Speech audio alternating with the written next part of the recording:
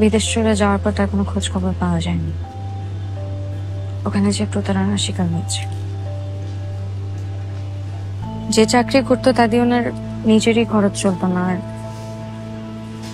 পাওনাদাররা মাকে বিরক্ত করতে একদমই ছাড়েনি।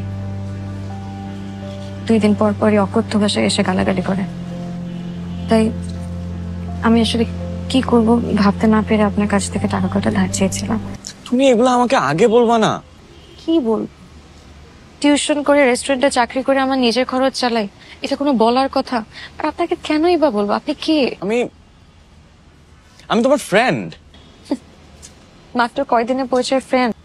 একদিনের পরিচয়ে তুমি আমার কাছ থেকে টাকাটা চাইতে পারলা, একদিনের পরিচয়ে আমি তোমাকে বিশ্বাস করে টাকাটা দিতেও পারলাম। তাহলে একদিনের পরিচয়ে কেন ফ্রেন্ডশিপ হওয়া যাবে না? বিশ্বাসের কথা আপনি আমাকে বললেনই না। আপনি আমার সাথে সেদিন যে আচরণটা করলেন।